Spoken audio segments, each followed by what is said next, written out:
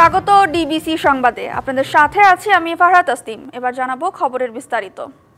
মাগুরায় শিশু আসিয়া ধর্ষণ ও হত্যা মামলার প্রধান আসামি হিট্টু শেখকে মৃত্যুদণ্ড দেওয়া হয়েছে। মামলার আরও ৩ আসামি তার ২ ছেলে এবং স্ত্রীকে খালাস দিয়েছে আদালত। সকাল 8:30টায় কড়া নিরাপত্তার মধ্য দিয়ে মামলার ৪ আসামি শিশুটির বোনের শ্বশুর হিট্টু শেখ, শাশুড়ি ও বোনের স্বামী ও ভাসুরকে আদালতে আনা হয়। সকাল 10টায় তাদের নারী ও শিশু নির্যাতন দমন ট্রাইব্যুনালের বিচারক এম জাহিদ হাসান এর রায় দেন। এর আগে গত মঙ্গলবার যুক্তিতর্ক উপস্থাপন শেষে বিচারক এর রায় ঘোষণার দিন ধার্য করে। মাগুরার নিজ নান্দুনিয়া গ্রামে বোনের শ্বশুর বাড়ি বেড়াতে গিয়ে চলতি বছর 6ই মার্চ ধর্ষণের শিকার হয় শিশু আসিয়া। 13ই মার্চ ঢাকায় সম্মিলিত সামরিক হাসপাতালে চিকিৎসাধীন অবস্থায় মারা যায় 8 বছরের শিশুটি। মাগুরার আদালত প্রাঙ্গণ থেকে আরও জানাতে সহকর্মী ফয়সাল পারভেজ, তিনি সরাসরি জানাবেন আমাদেরকে বিস্তারিত। ফয়সাল, আমরা জানি যে একটু আগে শিশু আসিয়া ধর্ষণ হত্যা মামলার রায় দিয়েছে, এ ব্যাপারে বিস্তারিত আমাদের জানাবেন। দাঁড়িয়ে আছি সেই আদালত প্রাঙ্গণে, মাগুরা দায়রা জজ আদালত প্রাঙ্গণে। রায় ঘোষণা হয়েছে ঠিক 20-25 মিনিট আগে, এবং আদালতের যে রায় সেটি আপনাদেরকে জানিয়ে রাখি যে এখানে এই মামলায় কিন্তু 4 জন আসামি থাকে, যেটি শিশুটির বড় বোনের শ্বশুর, শাশুড়ি এবং তাদের 2 ছেলে। অর্থাৎ এইখানে 4 আসামির ভিতরে প্রধান আসামি বলা হচ্ছিল হিট্টু শেখের বিরুদ্ধে প্রধান অভিযুক্ত ছিল, এবং তার বিষয়ে আদালত রায় দিয়েছে, ফাঁসির রায় দিয়েছে, এবং সেই সাথে 1 লক্ষ টাকা জরিমানা করা হয়েছে। কিন্তু অপর যে 3 আসামি অর্থাৎ হিট্টু শেখের যে স্ত্রী এবং তাদের যে 2 ছেলে, তাদের কিন্তু বেকিসু খালাস দিয়েছে আদালত। তো এই মুহূর্তে কিন্তু আদালত প্রাঙ্গণে এই বিষয়ে ব্রিফ করেছে এই স্বরাষ্ট্র মন্ত্রণালয় থেকে যে বিশেষ প্রকৌশলী এহসানুল্লাহ সমাজি। তার সঙ্গে তিনি সাংবাদিকদের জানিয়েছেন যে আদালতের রায়ে তারা পুরোপুরি সন্তুষ্ট হতে পারেনি। অর্থাৎ হিট্টু শেখের সাথে অন্যান্য আসামিদের পক্ষেও কিন্তু যুক্তিতর্ক উপস্থাপন করা হয়েছে, এবং দলিলাদি প্রমাণ হয়েছে যে তারা এই মামলায় কিন্তু দোষী ছিলেন। কিন্তু আদালত যে রায় দিয়েছে হিট্টু শেখের, সেটা তারা সন্তুষ্ট হয়েছে। কিন্তু অন্য যে 3 আসামি অর্থাৎ হিট্টু শেখের স্ত্রী এবং তার যে 2 ছেলে বেকিসু খালাস দিয়েছে, এই বিষয়টি তারা কাগজপত্র আদালত থেকে পাওয়ার পরে উচ্চ আদালতে তারা আপিল করবে বলে সাংবাদিকদের জানিয়েছে। তো এই মুহূর্তে কিন্তু আদালত প্রাঙ্গণে কিন্তু বিশেষ নিরাপত্তা নেওয়া হয়েছে, এবং আসামিদের একটু আগেই কিন্তু আদালত থেকে কারাগারে নিয়ে যাওয়া হয়েছে, এবং আদালত প্রাঙ্গণে অনেক মানুষ অথবা উৎসুক মানুষ কিন্তু এসেছে। আমি কথা বলেছিলাম এই মামলার যে বাদী অর্থাৎ শিশুটির মায়ের সঙ্গে।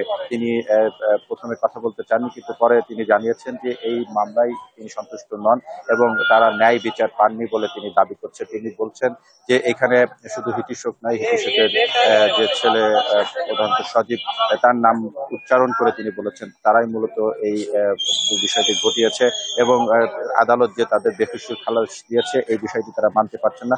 অনেকটাই তারা ক্ষোভ প্রকাশ করে বলেছেন এই শিশুটির মা যে এই মামলায় তারা সন্তুষ্ট হতে পারেননি, কারণ তারা যতদূর জানতে পেরেছেন আইনজীবীর মাধ্যমে যে সাক্ষ্য প্রমাণ সবকিছুই প্রমাণিত হওয়ার পরেও এই মামলার যে আসামি রয়েছে হিট্টু শেখ বাদে তাদের কিভাবে খালাস হয় এই বিষয়টি তারা শঙ্কা প্রকাশ করেছেন। তাদের আশা যে আদালত থেকে তারা এইখান থেকে রায় সন্তুষ্ট না হলেও আইনজীবীর মাধ্যমে উচ্চ আদালতে তারা খুব শীঘ্রই আপিল করবে, এবং তারা ন্যায় বিচার এখনো প্রত্যাশা করছেন। তো এই ছিল মাগুরা দায়রা এবং জজ আদালত থেকে আসিয়া ঘটনার রায় নিয়ে সর্বশেষ।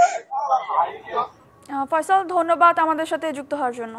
বিএনপি নেতা ইশরাক হোসেনকে মেয়র হিসেবে গেজেট প্রকাশ করার পরও শপথ না করানোর প্রতিবাদে তৃতীয় দিনের মতো বিক্ষোভ কর্মসূচি পালন করছে ঢাকা দক্ষিণ সিটি কর্পোরেশনের সাধারণ মানুষ। আর এই বিক্ষোভ কর্মসূচিতে যোগ দিয়েছে বিএনপির বিভিন্ন অঙ্গ সংগঠনগুলোর নেতাকর্মীরা। বিএনপি নেতা ইশরাক হোসেনকে মেয়র হিসেবে পেতে গত বৃহস্পতিবার গণ অবস্থান কর্মসূচিও পালন করা হয়। এর ধারাবাহিকতায় শনিবার সচিবালয় অভিমুখে বিক্ষোভ মিছিলের ঘোষণা দেয় দক্ষিণ সিটির নাগরিকবৃন্দ। ফলে সকাল থেকে নগর ভবনের সামনে জড়ো হয়ে বিক্ষোভ পালন করেছেন তারা। প্রস্তুতি নিচ্ছেন সচিবালয় অভিমুখে যাওয়ার। এদিকে শক্ত অবস্থানে আছে আইন শৃঙ্খলা বাহিনী। আমরা আপাতত এটুকুর ভিতরে আছি, এরপরে পরিস্থিতি বলে দেবে আমরা কোন দিকে যাব। জনাব ইশরাক হোসেনের জন্য এই সর্বস্তরের জনগণ ঢাকা দক্ষিণবাসী যে কোনো আন্দোলন সংগ্রামে নেওয়ার জন্য প্রস্তুত। এই আন্দোলন, এই দাবি অবিলম্বে যাতে মানে, না মানলে এই সরকারের বিরুদ্ধে আমরা কঠোর থেকে কঠোরতর আন্দোলনে যাব। অন্তর্বর্তী সরকারের ৯ মাসে রাজধানী যেন পরিণত হয়েছে আন্দোলনের নগরে। ছুটির দিন, কর্মদিবস, কোনো বাজবিচার নেই। প্রায় প্রতিদিনই একাধিক আন্দোলন, সড়ক অবরোধ ও বিক্ষোভ হচ্ছে। যানজটের এই নগরী নিত্য আন্দোলনের কারণে হয়ে উঠেছে আরও বিভীষিকাময়। পুলিশের তথ্য অনুযায়ী অন্তর্বর্তী সরকারের ৯ মাসে রাজধানীতে প্রতিদিন গড়ে ২ থেকে ৩টি, আর মোট আন্দোলন হয়েছে ৫৫০র বেশি। অভ্যুত্থানের মুখে ৫ই আগস্ট আওয়ামী লীগ সরকারের পতনের পর গঠিত হয় অন্তর্বর্তী সরকার। এই সরকারের কাছে দাবি আদায়ে সরব হয়ে ওঠে ছাত্র, শিক্ষক, পেশাজীবী সহ সব শ্রেণীর মানুষ।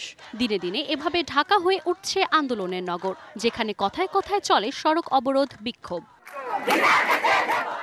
আন্দোলনের প্রধান পয়েন্ট হয়ে উঠেছে শাহবাগ মোড়।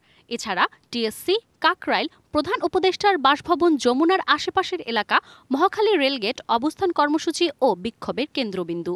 বাদ নেই জাতীয় প্রেস ক্লাবের সামনে তোপখানা সড়ক এবং সচিবালয় গেট প্রাঙ্গণ।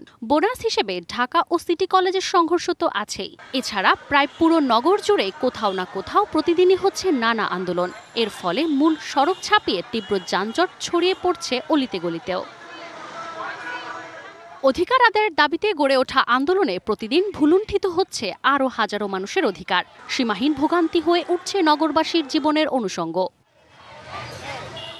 পচনশীল দ্রব্য ফুল। দিনের পর দিন শাহবাগের সড়ক অবরোধে ফুল নষ্ট হয়ে ক্ষতির মুখে ব্যবসায়ীরা, বিপাকে ক্ষুদ্র দোকানিও। আন্দোলনের কারণে আসলে আমরা অনেক ক্ষতিগ্রস্ত। শাহবাগ ছেড়ে মনে হয় পালাইতে পারলে বেশ বাঁচি আমরা। এই ফুলটা তো আমাদের যে আজকে বাঁচতেছি শেষ, আমাদের সারা নষ্ট হয়ে গেছে। ৯ মাসে আমাদের বহু টাকা লস হয়ে গেছে। আমরা তো অবশ্যই আতঙ্কে থাকি, কোন সময় মারামারি হয়। প্রায় প্রতিদিনের আন্দোলনে দুর্বিষহ হয়ে পড়ছে খেটে খাওয়া মানুষের জীবন। একদিন বাদে বাদে আন্দোলনে ইনকাম খুব কম। গুন্ডগোল আন্দোলনের থেকে আমি জানি যত তাড়াতাড়ি সরকারের কাটা ভোট দেওয়া দরকার। গুরুতর রোগী বহন করা অ্যাম্বুলেন্সও অনেক সময় আটকা পড়ে সড়ক অবরোধে। এতে দেখা দেয় জীবন বিপন্ন হওয়ার শঙ্কাও। 2 বছরের বাচ্চা মৃত্যুর সাথে পাঞ্জা লড়তেছে, সবাই বলতেছে যে একটু ছাড়িয়ে দেন, আমার বাচ্চাটারে বাঁচাতে হবে। বাচ্চার মা কান্না করতেছে, বাবা কান্না করতেছে, কিন্তু আন্দোলনকারীরা তারপরও পথ ছাড়ে নাই। প্রায় 2 ঘন্টা 3 ঘন্টা লাগে রাস্তা আটকানো থাকতে হয়, তো ভোগান্তি অনেক যাত্রীদের। প্রায় 1 ঘন্টা 1.5 ঘন্টার মতো গাড়িতে বসে ছোট বাচ্চাকে নিয়ে বসে থাকা লাগছে। ঢাকা মহানগর পুলিশের তথ্য অনুযায়ী প্রতিদিন গড়ে 2 থেকে 3টি আন্দোলন হয় এই নগরে। সেই হিসেবে গত 9 মাসে আন্দোলন হয়েছে 555টি।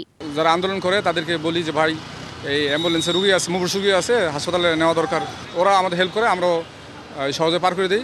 আবার অনেকে আছে আন্দোলন তো আন্দোলনেই, কোনো গাড়ি চলবে না। ভুক্তভোগীরা জানান, দাবি আদায়ের এসব আন্দোলনে কার্যত জিম্মি হয়ে যাচ্ছে সাধারণ মানুষ। এই অবস্থা থেকে কবে মিলবে মুক্তি তা জানে না কেউ। Manjuma Afroz, Nilima, DBC news, Dhaka. DBC সংবাদে এ ছিল এখনকার মতো। ডিবিসি নিউজের সংবাদগুলো পড়তে ভিজিট করুন dbcnews.tv আর ভিজিট করুন ডিবিসির ফেসবুক পেজ এবং ইউটিউব চ্যানেল। সঙ্গেই থাকুন।